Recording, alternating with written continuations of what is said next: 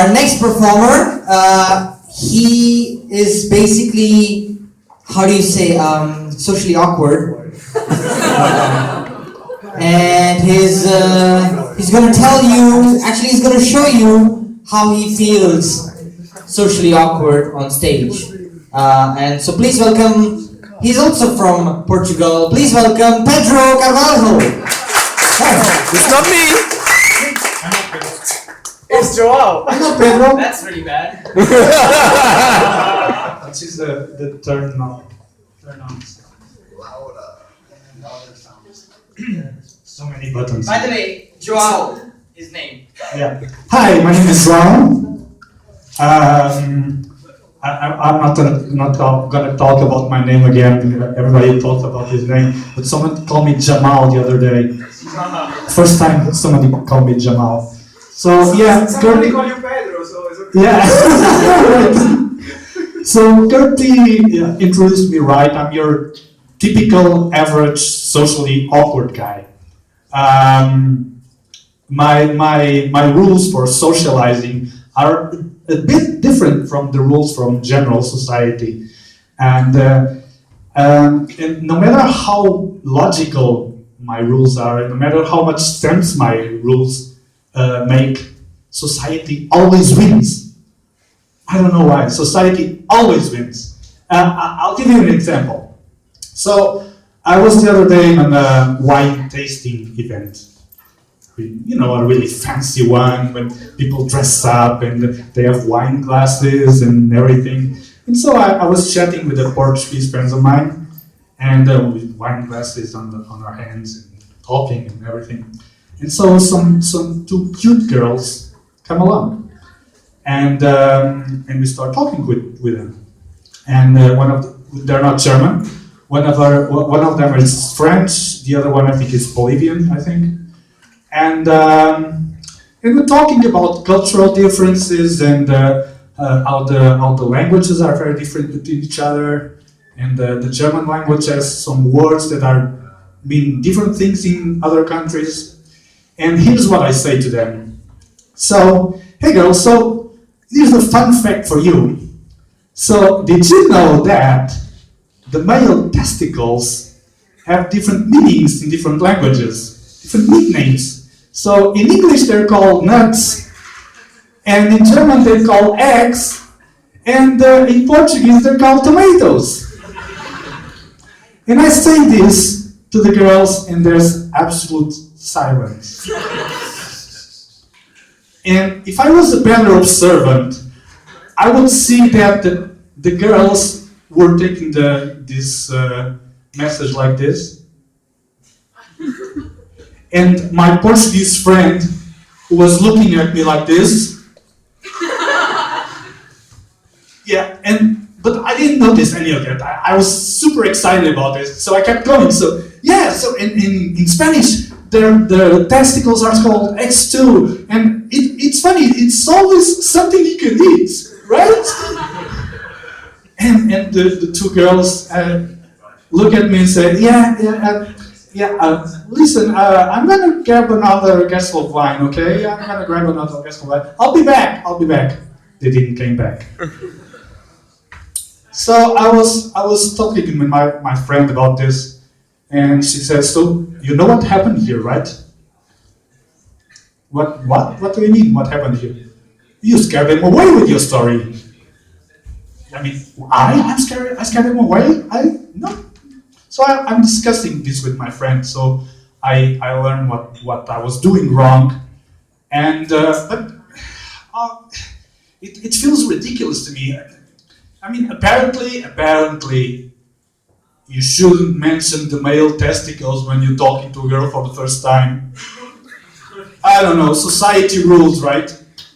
I don't know. Okay. Next topic.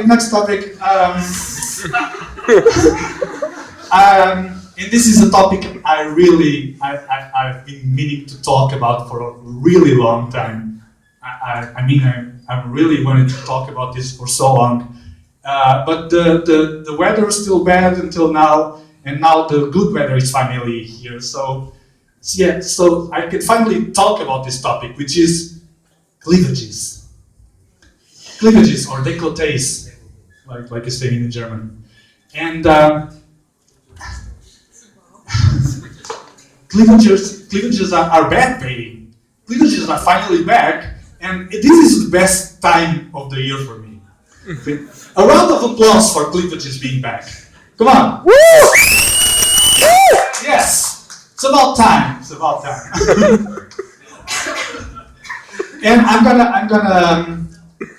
gonna answer the question that all girls are wanting to ask about cleavages. Is that why do men stare at cleavages so much? So much. What? That's right. That's exactly right. I would say that in one word because they're irresistible.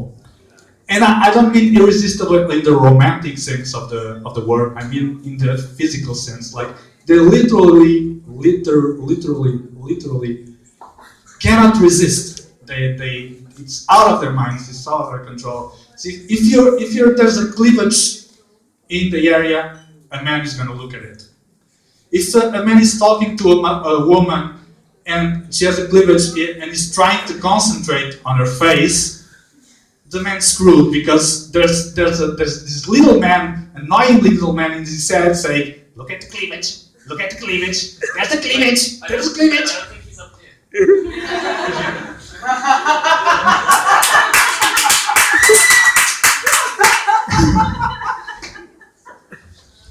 And no, watch yourself, man. Watch yourself because of this. So the guy is always telling to look at the cleavage, and it's like blinking. It's like your brain doesn't warn you when you're about to blink. You blink and then you know that you blinked. And for cleavages, it's the same thing. It's not a matter of thinking, "Oh my God, there's a cleavage in there. I'm going to look at it." It's a matter of, "Oh my God, I'm already looking at this cleavage. How did this happen?" So that's it.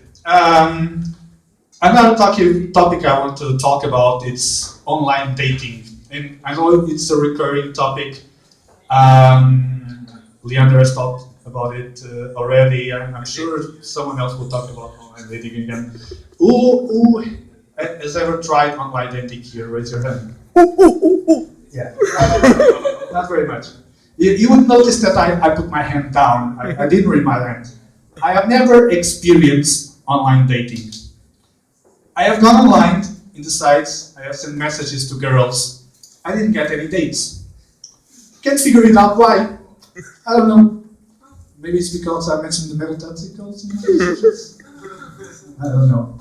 I've got an experience with online dating that I want to tell you about. So I decided to try this new dating website. It's called Parship. Have you ever heard of it? No, I guess you're more OkCupid guys, I think. Yeah, but Parship is supposed to be the biggest online dating site on Germany. There's only a tiny bit problem about this. It's in German. And as most of the ones that know me know, my German is not in its best shape yet. But it's the biggest online dating site, so I decided to give it a try. I pulled up Google Translate, and I tried to, and I went for it. So I registered in the site, and when you register on Parship, there's this huge list of questions that you have to answer. But I mean huge. And each time I had to pick the question and the answers, copy to Google Translate, translate them, and then pick the answer, and then go to the next question, and over and over and over. Overall, it took 2 hours to fill the entire list of questions. So after 2 hours, I was really tired. I didn't bother to put a picture. I didn't bother to fill a profile. I just closed the computer and went to bed. So the next day, I wake up and my phone is filled with Parship notifications. What the hell? Now boot up my PC, and I find out that I have 15 messages from Parship already. And I'm like, wow, 50 messages! I mean, this site is really the best dating site ever! 15 messages! Oh my god, I have to see this, I have to see this. This is exciting, it's going and going and going, until I find out that all the messages are from guys. All the 15 messages were from guys. And I have to say this, I have the most respect for the gay community, but I have no interest of being part of that community whatsoever. So something was really wrong there. So what happened? So when you register, the very first question that they ask you is to select your gender and the gender of the people you want to meet. And I didn't bother to put that on Google Translate, and I got it wrong. So that's my experience. So I had to delete my account, and I have to do it again, the whole huge list as a guy then. And then when I did everything and I filled my profile, I went to bed, you know with how many messages did I get then? Zero. Put your picture. And I thought, yes, that's the way the world works. That's how it should be. Okay, but back to my social awkwardness. I have to tell you, I'm fully aware of my social awkwardness. And I totally understand when I'm being social awkward. I mean, after that, but I can understand that. And at some point, I even wanted to do something about it. So I started seeing a therapist because I didn't want people to think I was crazy. Which is ironic because if you tell someone you're seeing a therapist, they automatically think you're crazy. But I started seeing it anyway. And so I met this one guy, so I started seeing this therapist, and he immediately wants to ask me about my childhood. If my parents were too strict, if my parents were too soft, if my parents beat me, if my parents beat each other, if I was bullied in school. I mean, all the childhood is there. I don't really understand this obsession with people's childhoods. It's like these guys believe every single thing you are and every little thing you do, it's based on what happened to you when you were a child. It's like I say to the therapist, I saw an old lady asking someone to help her cross the street, and I was gonna miss the bus, so I didn't help her. And the therapist says, "Oh, that's because you were abused as a child." Come on. No, I'm kidding, of course. Who the hell helps old ladies crossing the street anyway? Have you ever helped an old lady crossing the street? No. In these days, if you help an old lady crossing the street, she will start screaming like hell because she thinks you're mugging her. So don't do it. Anyway, I talked to my therapist. I told him all my childhood and everything. And so he came back to me and said, "It's okay. So I got some possible answers for you. So have you ever heard of Asperger's syndrome?" And I'm like, is that the one where you eat too much asparagus? He said, "No, it's not Asperger's syndrome, it's Asperger's syndrome." And I said, "Oh, no, I've never heard of it." He said, "No, it's a condition where you don't behave well in society, when you're socially awkward and stuff." And I'm thinking, socially awkward. I'm socially awkward. Wow, that guy's a genius. Wow, so I have this syndrome stuff. Cool. So, and when someone puts a label on what you have, you actually feel excited about it because suddenly you're not alone anymore. There are studies about your condition. There are people with the same condition as you that you can talk to and everything. And so I studied everything and I searched everything about this Asperger's syndrome stuff. I went into online forums about Asperger's syndrome.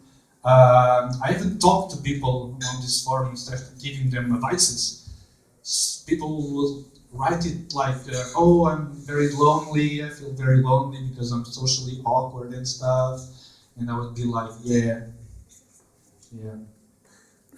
I know what you feel. I had that too. Yeah, you should do this and that and that and that. So I was really excited about this, and I was really looking forward to start my treatment for this. So the next week, I go to my therapist and I say, okay, yeah, so let's talk about this Asperger's syndrome that I got. The therapist looks at me and says, whoa. Who told you that you have Asperger's syndrome? And I said, well, you told me that last week, no, didn't you? He said, nah, I told you that some of your symptoms are consistent with Asperger's syndrome, but you actually look pretty normal to me. He said, no, what do you mean I'm normal? No, you said I didn't behave well in society. You said I was socially awkward. That's Asperger's syndrome. He says, nah, you're fine. Says, nah, you just have a little social phobia, that's all. Social phobia? But I don't want no freaking phobia. I want the syndrome. So after that, I had to leave my therapist. I didn't think he was a genius after all. Social phobia. And actually, I'm not the only one who thinks this, because at the time, I spoke to my imaginary friend George, and he also told me that this guy was no good. Yeah, my friend George, he's the nicest guy. He's from Portugal as well. Portugal, yeah.